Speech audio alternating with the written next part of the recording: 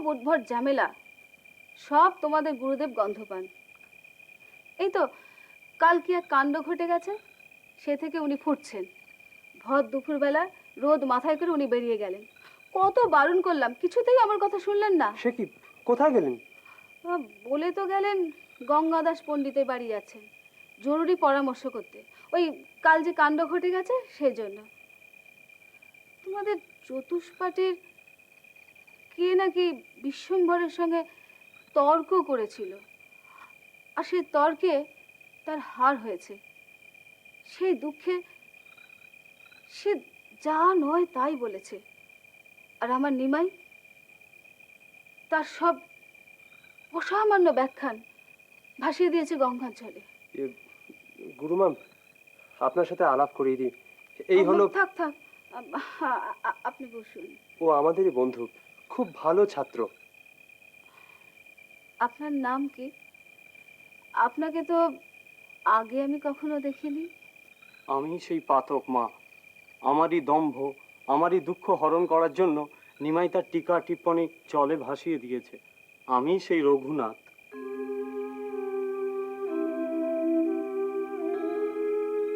কেন এমন হয় আমি তো জানি না। আচ্ছা, আমার স্বামী কি তোমাদের ডেকে পাঠিয়েছিলেন? না, তিনি আমাকে ডেকেছেন, কিন্তু একা তার সামনে দাঁড়াবো এত সাহস আমার নেই। সেজন্য জগদানন্দকে সঙ্গে নিয়ে।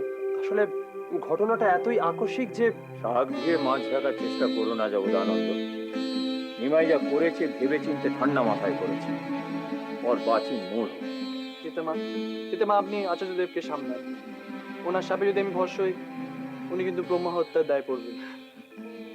দেখ নিমাই, তোদের এই গুরু শিষ্যর ব্যাপারে আমাকে জড়াস না। আমায় ক্ষমা করুন আচার্য। ওঠো ওঠো ওঠো। অনুমানে বুঝতে পারছি তুমি রঘুনাথ। হ্যাঁ আচার্য, আমি সেই পাপিষ্ঠ। পাপ? কোনো পাপ তো তুমি করোনি রঘুনাথ। ও যদি পাপই না করবে তাহলে তোমার মতন একজন নবীন আধুনিক টিকাকারের রচনা থেকে নবদ্বীপের পণ্ডিত সমাজ বঞ্চিত হলো কেন? আমার জন্য আচার্য। আমি চাঁদ ছুঁতে চাইছিলাম, মধুসূদনের কৃপায় আমার মোহ ভঙ্গ হয়ে গেছে। রঘুনাথ, ক্রোধ আর ঈর্ষা মানুষকে অন্ধ করে দেয়, কিন্তু সেই ঈর্ষা তোমার মধ্যে আসবে কেন? গঙ্গাদাসের কাছে শুনেছি তুমি অতি উত্তম ছাত্র, মেধাবী ছাত্র তুমি। তাহলে তাছাড়া তুমি নিজে টোল করতে যাচ্ছ, গঙ্গাদাস নিশ্চিত যে সেখানে ছাত্র সংখ্যা খুব একটা কম হবে না। নিজের মাত্রা না বুঝে তুমি টিকা যখন রচনা করলে, তুমি তুমি নিমাইয়ের সাথে নিজের তুলনা করতে গেলে কেন?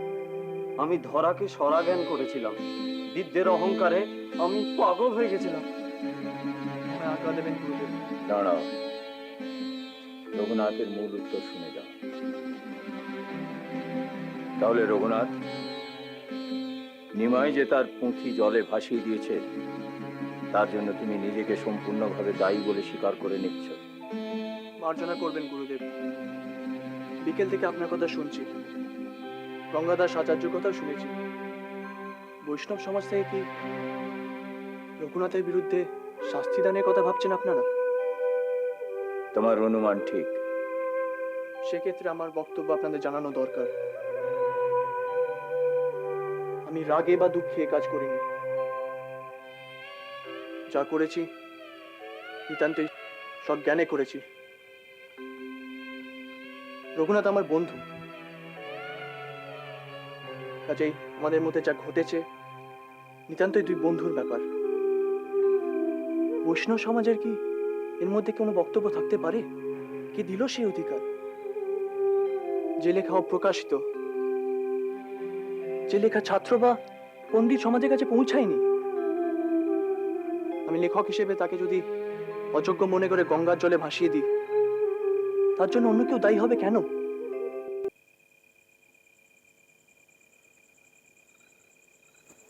মা, মা,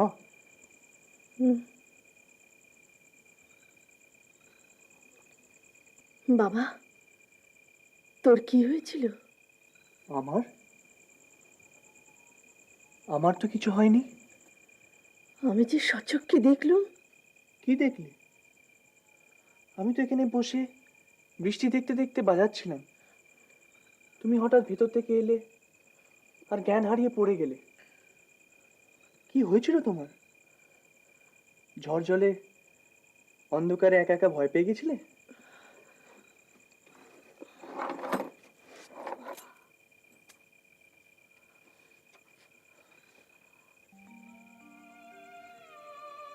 তুই কে?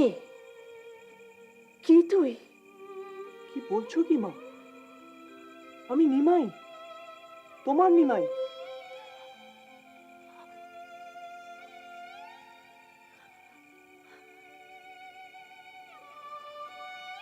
বাহ, তুমি তো বেশ আদর করতে পারো আমাদের পণ্ডিতদের মতন। শিখব না? নবদ্বীপে সবচেয়ে অল্প বয়সী পণ্ডিতের মা আমি। আমার বলে গর্বে পাই পড়ে না মাটিতে। ভগবান শ্রীকৃষ্ণের কতগুলো নাম জানো তুমি মা? অষ্টতর শতনাম শুনেছি অনেকবার। দাঁড়া, মনে করে বলছি। মাধব, যাদব, গোপাল, গোবিন্দ, ত্রিপুরারি। দর্পহারির নাম তুমি শোনোনি? ও কথা মাকে বলছিস কেন? এই যে বললে গর্বে তোমার পা মাটিতে পড়ে না, তাই বলছিলাম। হোমা, বলবো না?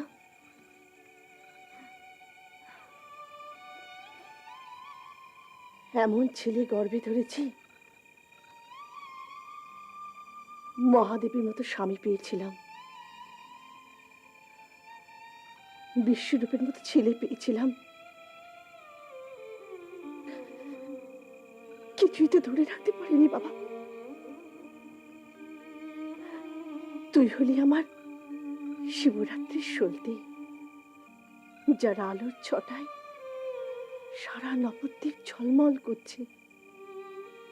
তুই পথে নামলে তোর বাপের বয়সী যারা, তারা সরে গিয়ে তোর পথ করে দেয়। আর আমি তোকে নিয়ে গল্প করব না তো বাঁচবো কি নিয়ে বাবা?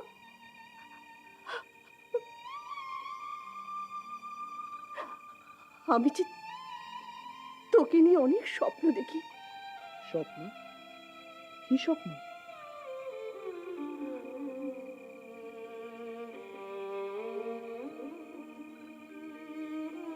কদিন বাদে তোর বিয়ে দেবো একটা সচ্ছল ঘরে,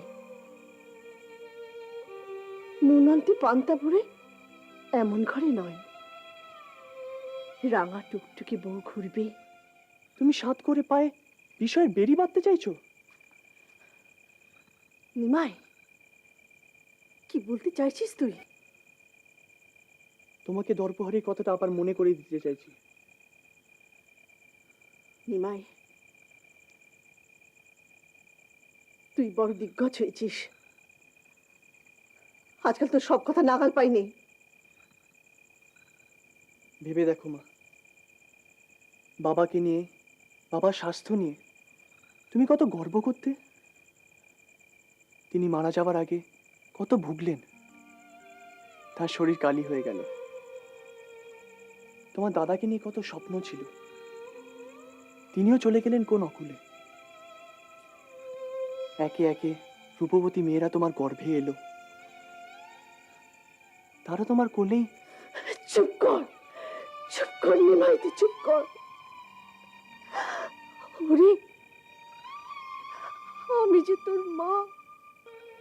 সেই জন্যই তোমাকে সতর্ক করে দেওয়া আমার কর্তব্য মা। স্বামী গেছেন, ছেলে গেছে, সহায় গেছে, সম্বল গেছে, আর তোমার শেষ পারানির বলতে তো দুকরি, আমি আর ইষ্ট দেবতা। তাই নিয়েও গর্ব। গৌরাঙ্গ, এ আমাকে কি শোনালি? আজ আমার এই কি দিন, আমি কি দেখলাম, আমি কি শুনছি? শোনো মা, তোমার ছেলে যদি কোনো গুণ থাকে, তার কীর্তন গাইবে সর্বজনে। বিদ্যা, শিক্ষা, স্মৃতি, বিতর্ক, এসব সর্বজনীন গুণ। আর আমি তো তোমার ছেলে বই তো নই। আমার গুণ সকলের। আর পুত্রের গুণ তুমি গাইবে কেন? গাছের মধ্যে দুর্বা সব থেকে সবুজ, তা মানো তো? মানি। কিন্তু সেই থাকে সবার পায়ের তলায়। আর নারিকেল গাছ দেখো, সে বৃহৎ, কিন্তু তার ছায়া শান্তি দেয় না, তার কোনো শাখা নেই, কিন্তু সে বন্ধুহীন, একা। গৌরাঙ্গ, এত প্রাণ পৃথিবীতে পাঠিয়েছে বিধাতা পুরুষ। সবার পুষ্টি যোগায় উদ্ভিদ, জলের মাছ শ্যাওলা চাটে, মাঠের গরু ঘাস খায়, সামান্য ছাগ শিশু খোঁজে উঁচু কাঁঠাল গাছের পাতা। আর গাছ সে আহরণ করে পৃথিবীর জল মাটি থেকে। আমাদের জীবনটাকে কি ওই গাছের মতো করে গড়ে তোলা যায় না মা? তা কি নিতান্তই অসম্ভব?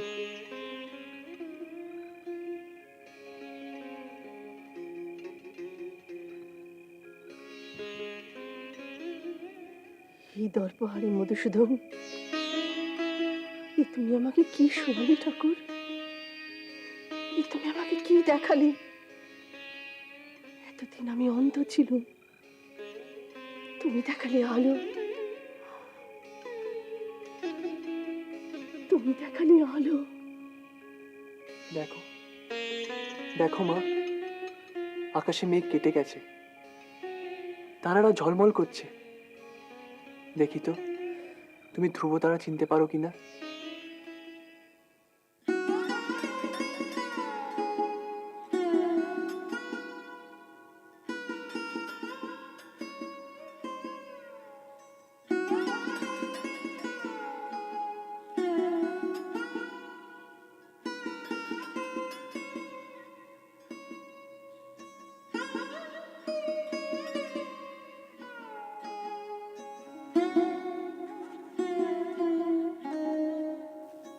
তোর কি হয়েছে বলতো? কই কিছু হয়নি তো, বললেই হলো। আমার কি চোখ নেই, দেখতে পাই না? কি দেখতে পাচ্ছ না? কোনো কাজে মন নেই তো। কোন সকালে মালা গাঁথতে বসেছিস? এখনো পর্যন্ত কতটুকু হয়েছে বল? এক্ষুনি হয়ে যাবে মা।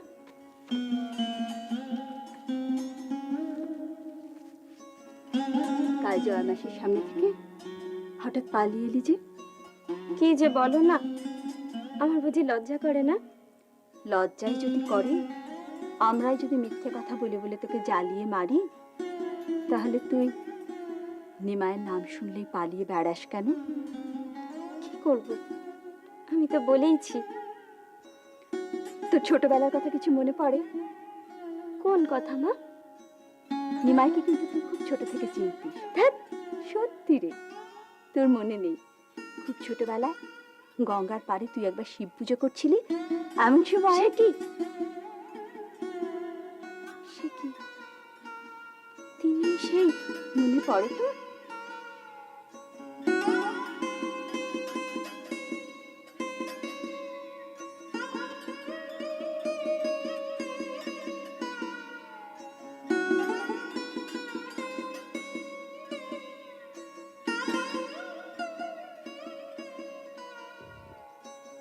আমায় একটু খেতে দেবে?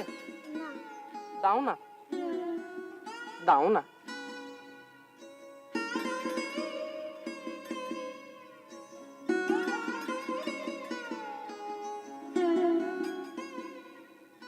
লক্ষ্মী মা আমার, মনের রাস তো আলগা দিস নে রে।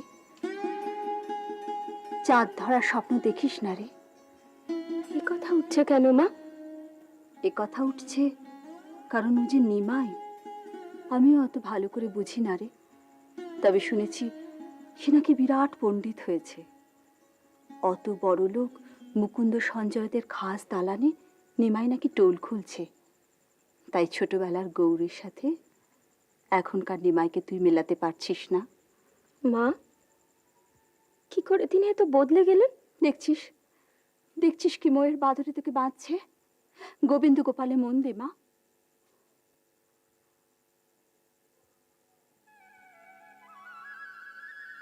তিনি তো শুধু পণ্ডিত নন, তিনি লক্ষ্মী।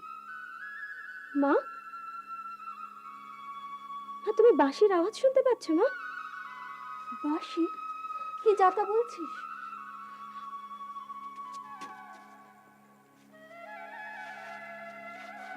মা তুমি শুনতে পাচ্ছ না বাঁশির আওয়াজ? আমি তো স্পষ্ট শুনতে পাচ্ছি মা। রাখালিয়া বাঁশি বাজছে। তুমি পাচ্ছ না মা? মা শোনো, ওই যে মা, ওই যে রাখালিয়া বাঁশি বাজছে, তুমি শুনতে পাচ্ছ না মা? ও মা, লক্ষ্মী।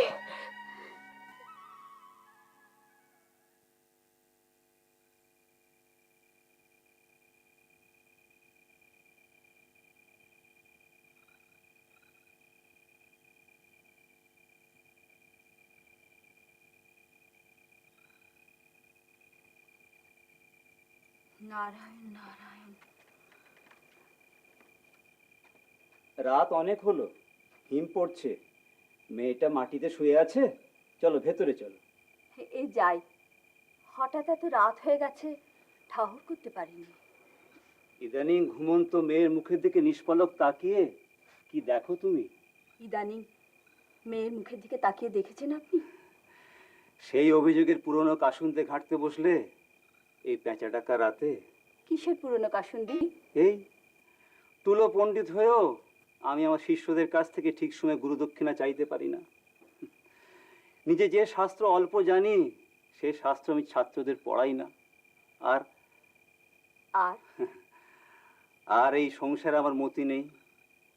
এই অভাবের মধ্যেও আমাদের লক্ষ্মী নবীন বর্ষার লাউডাগাড়ির মতন কেমন বড় হয়ে উঠছে, সেদিকে আমার নজর নেই। সে অভিযোগ আর অভিযোগ নেই আমার। আপনার বিনয় দারিদ্র্য আজ আমার অহংকার হয়ে উঠেছে, সে কথা নয়। আমি ওর মুখের দিকে তাকিয়ে থাকি, ওর মুখের দিকে তাকিয়ে থাকলে ভয়ে আমার বুক কাঁপে। ভয় কেন? এমন সুশীলা মেয়ে আমাদের। শুধু সুশীলা তো নয়, ওই যে রূপেরও ডালি, তাই তোকে সব সময় আগলে রাখি আমি। তবু ভয় হয়। মেয়ে আপনার বড় হয়ে গেছে আচার্য, ওকে জীবনে প্রতিষ্ঠা দিন।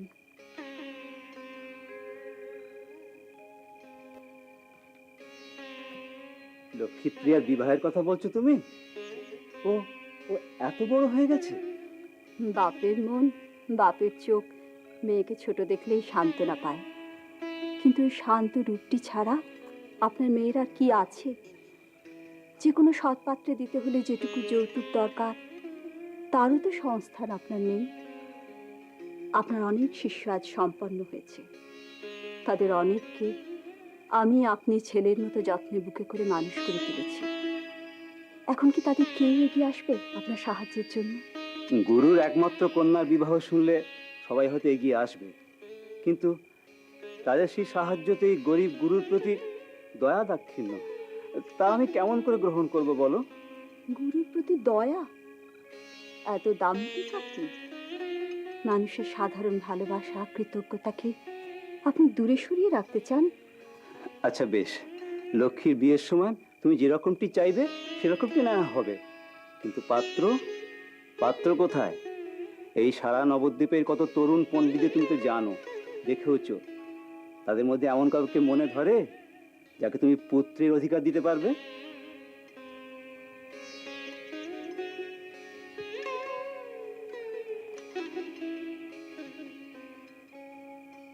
কি হলো, কিছু বলতে দ্বিধা হচ্ছে তোমার? সেদিন একটি ঘটনা ঘটেছে, আমি লজ্জা পেয়েছি, তাই আপনাকে বলা হয়নি। কি ঘটনা? আমি আর লক্ষ্মী ঘাটে নাইতে গেছি। এমন সময় লক্ষ্মীর যা স্বভাব, হঠাৎ বায়না ধরলে পুষ্পবণিকের কাছে শিখি পাখা কিনবে। শিখি পাখা? হ্যাঁ, ময়ূর পুচ্ছ।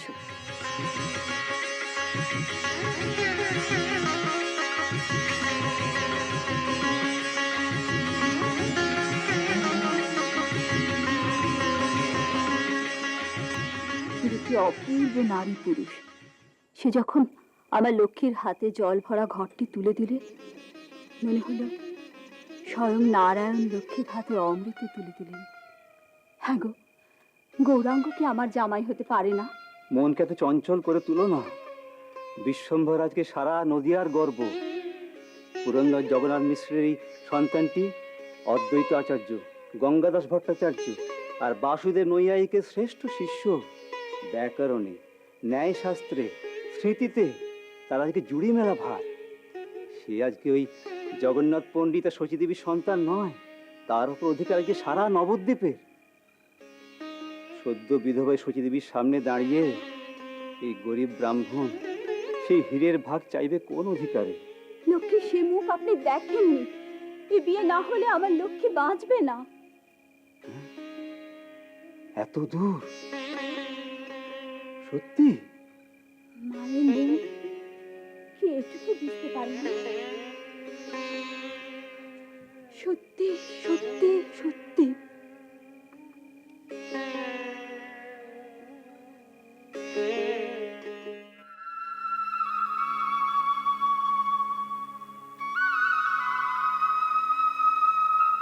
আরে মাসি কই? আর বলিস না, বাবার এক ছাত্রের খুব বাড়াবাড়ি অসুখ। বাবা মাকে নিয়ে তাকে দেখতে গেছে। দেখ না, আমি সংসারের সব কাজ সামলাতে সামলাতে হাঁপিয়ে উঠছি। বাইরে কাকে দাঁড় করিয়ে এসছি দেখ গে। কাকে আবার? দেখ না।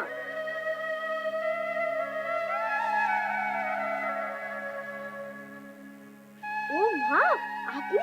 আসুন আসুন, ভেতরে আসুন। তুমি আমাকে চেনো? খুব চিনি। আপনিই তো নবদ্বীপের সবচেয়ে বিখ্যাত মেয়ে। ও তাই বুঝি? ও কুসুম, এ তো দেখছি যা যা শুনেছিল সবই সত্যি। তবে বলিনি তোমাকে? আমার গঙ্গাজল রূপে লক্ষ্মী, গুণে সরস্বতী। কি যে বলিস না, কিছুই বুঝি না। কি বলেছে মুখপুরি আপনাকে? আবার আপনি আগে কেন ভাই? আমি তোমার থেকে বয়সে বড় তো বটেই। তুমি আমাকে দিদি বলে দেখো কেমন? আর এই মুখপুরি কি বলেছে?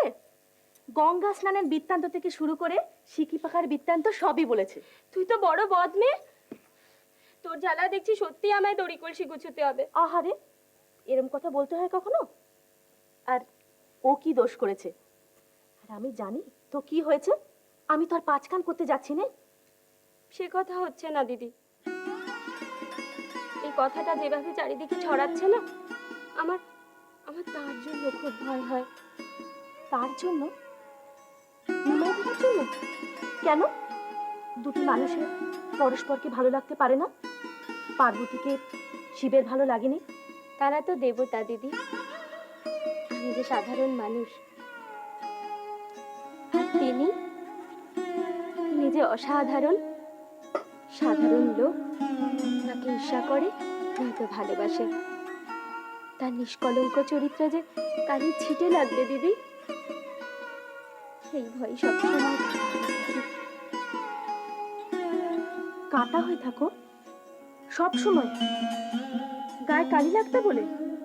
ও মা, ওরে ও কুসুম, এ তো দেখছি ওর ভয় ভাঙাতে হয়। চল আমরা বরং সচি পিসির কাছে যাই, নিমাই দাদার বিয়ের সম্বন্ধ করে আসি। পায়ে পড়ি দিদি, আমি এবার সত্যি সত্যি মরে যাব।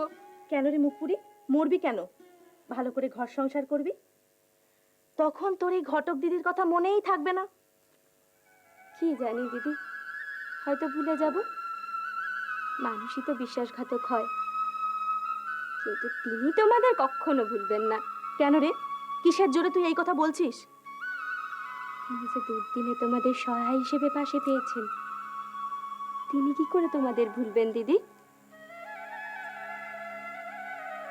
তুই যা বলছিস তাই যেন সত্যি হয় রে।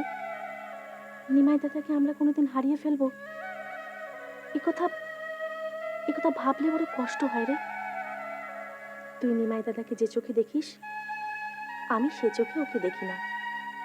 কিন্তু ওর মুখের দিকে চাইলেই কখনো না দেখা সমুদ্রের কথা মনে পড়ে। শুনেছি শ্রীক্ষেত্রে সমুদ্র আছে। শুনেছি সেই সমুদ্র বিরাট, বিশাল, যার কোনো শেষ মেলে না।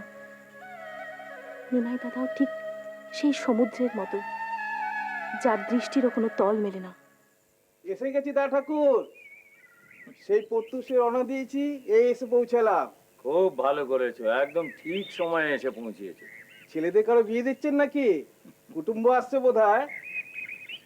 না না, কোথায় ছেলেরা সব ছড়িয়ে ছিটিয়ে রয়েছে, কোথায় তাদের বিয়ে? তুমি এক কাজ করো, ভেতরে মা ঠাকুরুন আছেন, তার কাছে গিয়ে বসো।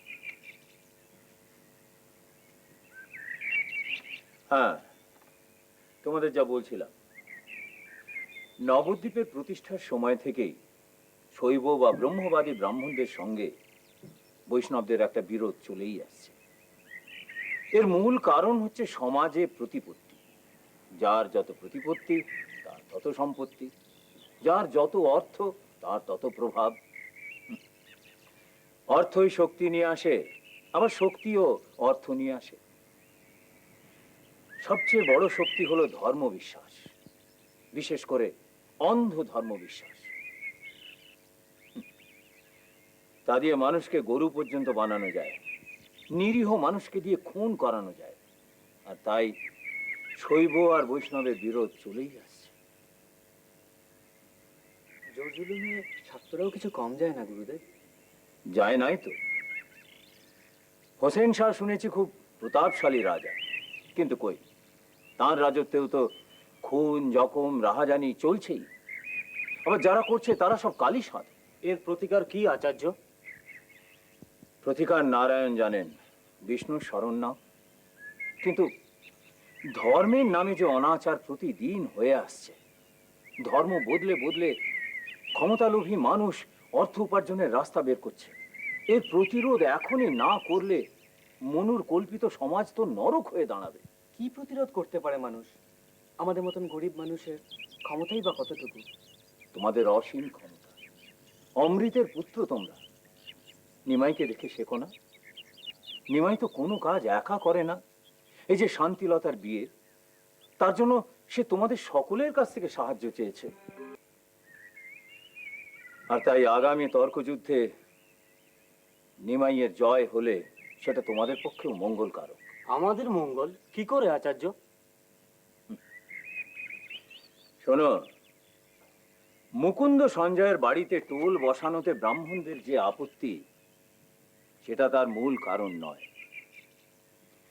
মূল কারণ হলো গঙ্গাদাস আর আমার শিষ্যদের পাণ্ডিত্য, তাদের বিদ্যা, তাদের বুদ্ধি, তাদের যুক্তি, তাদের তর্ক করার ক্ষমতা, সেটাকেই তারা ভয় পাচ্ছে।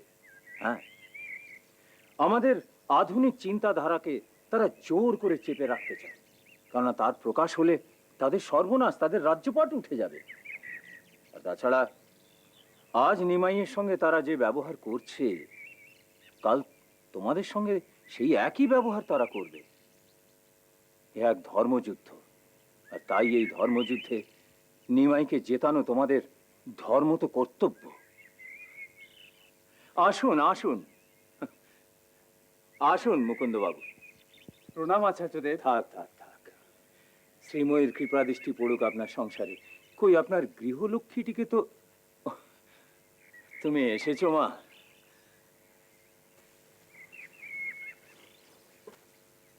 কল্যাণমস্তু।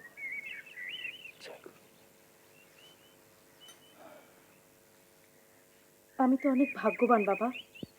কত পণ্ডিত শত সেধেও আপনার দর্শন পায় না, আর আপনি আপনি নিজে আমায় ডেকেছেন, আর আমি আসবো না?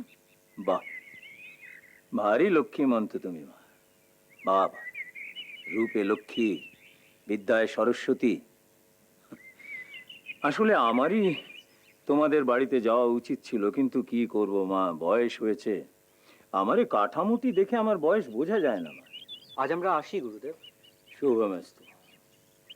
হ্যাঁ, আজ তোমরা এসো। তবে কাল তর্কযুদ্ধের সময় ঠিক সময় পৌঁছে যাও মুকুন্দের বাড়িতে।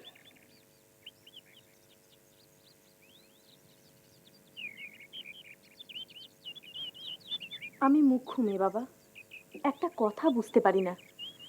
নবদ্বীপের আর সকল ছাত্রদের তুলনায় আপনার সব ছাত্রই আচার ব্যবহারে অনেক আলাদা। শান্তির বিয়েতেও দেখেছি, এখনো। হ্যাঁ মা, আমি তো তাদের সেই শিক্ষাই দিই। আমার সব ছাত্রই বিনয়ী, নম্র, মৃদুভাষ, আবার প্রয়োজনে তারা বজ্রের মতো কঠোর। আগো, দেশে যবন রাজ চলছে, ধর্ম কর্ম সব নাশ হতে বসেছে। ধর্ম তো আর শুধু কয়েকটা সংস্কার আর ফুল বেলপাতা দিয়ে মোড়া কাঠের মূর্তি নয়। ধর্ম হলো বিদ্যার ধারক। এ বড় দুঃসময় মা, এ বড় দুঃসময়। কাল ও সমুদ্র পার হয়ে কিছু ভিন্ন ধর্মাবলম্বী মানুষ এসে পড়েছে। তার উপরে এখানের বিভিন্ন ধর্ম, বিভিন্ন মতের খেয়েতে মানুষ একেবারে উন্মাদ হয়ে গিয়েছে। এর মধ্যে কাউকে না কাউকে তো সুস্থ থাকতে হবে। আছে, আপনার ছাত্রদের মধ্যেই আছে এমন ধ্রুবতারা। ঠিক ঠিক ধরেছো তুমি মা। বাহ বাহ বাহ। মুকুন্দ, তোমার গৃহলক্ষ্মী তো অতি বুদ্ধিমতী। ওকে তুমি পাঠাভ্যাস করাও, ওকে শাস্ত্র পড়াও। আমি দর্শন শাস্ত্র পণ্ডিত অদ্বৈতাচার্য তোমাকে বিধান দিচ্ছি। আপনি তো একের পর এক বিপ্লবী করতে চাইছেন, এদিকে আমার যে ভয়ে বুক কাঁপছে। কিসের ভয়? কালকের তর্কযুদ্ধের কি ফল হবে সেই ভয়? ভয়ের কিছু নেই। যার চিন্তা যুক্তি নির্ভর, যার মনে বিদ্বেষ নেই, ঈর্ষা নেই, তর্কযুদ্ধে তার পরাজয় হয় না। নিমাইয়ের জয় অবশ্যম্ভার। আপনি বারবার বুদ্ধির জয়ের কথা বলছেন গুরুদেব, তার বাইরেও তো জয় হয়। অশ্লীল চিৎকার, গালিগালাজের সামনে বিবেকের এক প্রকার পরাজয় হয়। আমি কি আর বলি, আপনি তো সবই জানেন। সেই ভরসা যদি সত্যি আপনাদের আমার উপরে থাকে, তাহলে আমার উপরে নির্ভর করুন। আমি কয়েকটি সিদ্ধান্ত গ্রহণ করেছি। ব্রাহ্মণদের পেশি শক্তির বিরুদ্ধে রক্ষা কবচের মতন কাজ করতে পারে এরকম কিছু সিদ্ধান্ত। শুনি আপনার সিদ্ধান্ত গুরুদেব। ও মা, সুমঙ্গলা।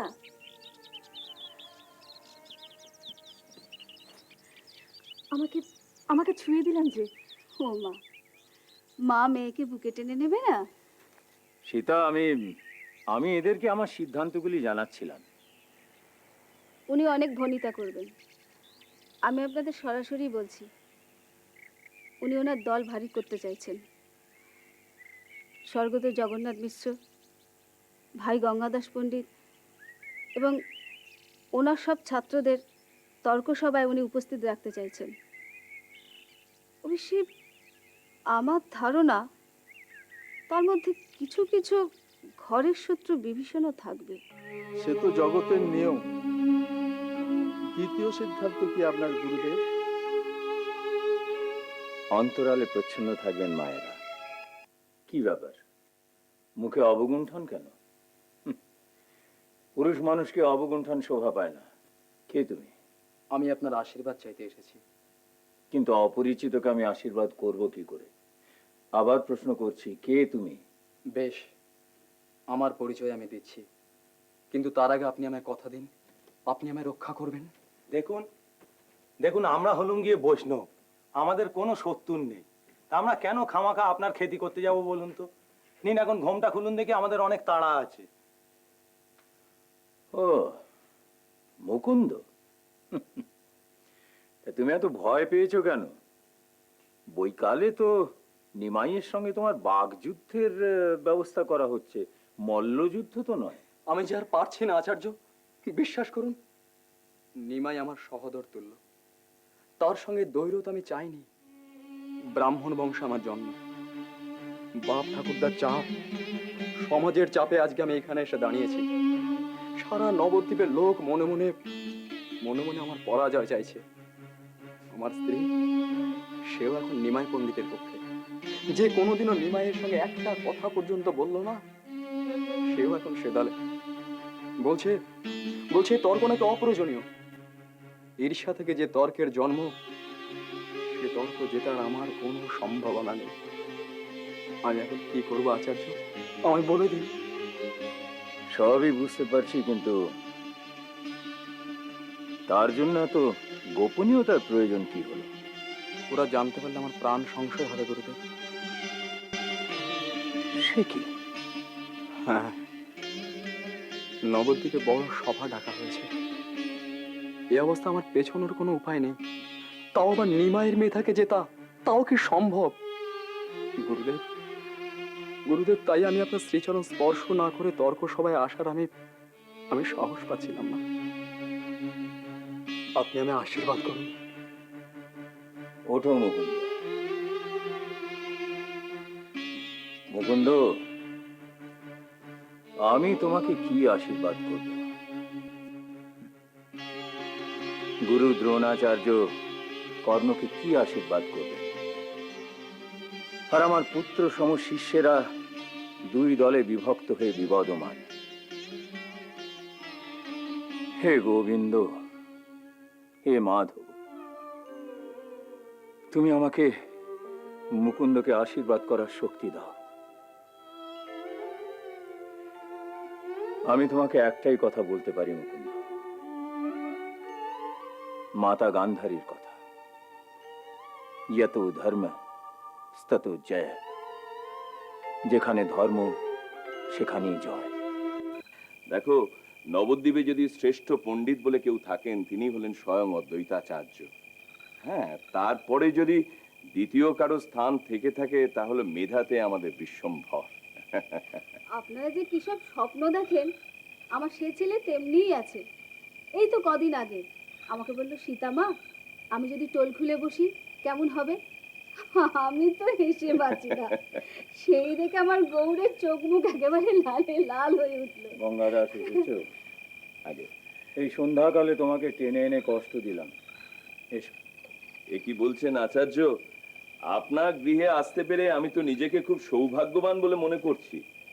না, আজকাল বয়স বাড়ার সাথে সাথে অন্ধকারে দৃষ্টিশক্তিও কিঞ্চিত ক্ষীণ হয়ে এসেছে। যাক সে কথা। আচ্ছা, এই নবদ্বীপের ব্রাহ্মণেরা বিশ্বম্ভরের পিছনে এভাবে উঠে পড়ে লেগেছেন কেন? আচার্যদেব, সুরেশ্বরের মেয়ের বিবাহ নিয়ে আমরা যে নাট্য করেছি তাতে এদের ক্রুদ্ধ হওয়াটা খুবই স্বাভাবিক। তোমরা একটি অন্যায়ের যথাকালে প্রতিরোধ করেছো, এটাকে নাট্য বলছো কেন? নবদ্বীপের ব্রাহ্মণ্যবর্গ যদি ভেবে থাকেন যে আমরা বৈষ্ণব বলে তারা যা দাবি করবেন আমরা তাই মেনে নেব, তাহলে খুব ভুল ভেবেছেন। অদ্বৈতাচার্য এখনো মরেননি। বিশ্বম্ভর একা নয়, আর সেই জন্যই তোমাদের আমি ডেকে পাঠিয়েছি।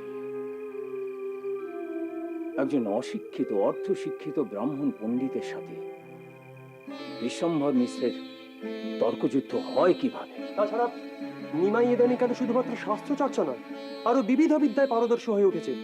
কিছুদিন আগে আমি তাকে ভরতমুনির নাট্যশাস্ত্র অধ্যয়ন করতে দেখেছি। জগদানন্দ, শুধু বাদ্যযন্ত্রই নয়, নিমায়ের কিন্তু সঙ্গীত, বাদ্যযন্ত্র, এমনকি নৃত্যেও সে যথেষ্ট পারঙ্গম আছে। সেই জন্যই তো আমি ভয় পাই গঙ্গা দাস, সেই জন্যই ভয় পাই। বয়োজ্যেষ্ঠের প্রাণ সর্বদাই কনিষ্ঠের অমঙ্গল কামনায় ভয় পায়। একদিন নিমাই এখানে এসে হরিনাম শোনায়, কীর্তন শোনায়। তার সুললিত কণ্ঠস্বর শুনি আর আমি মনে মনে ভয় পাই গঙ্গা দাস।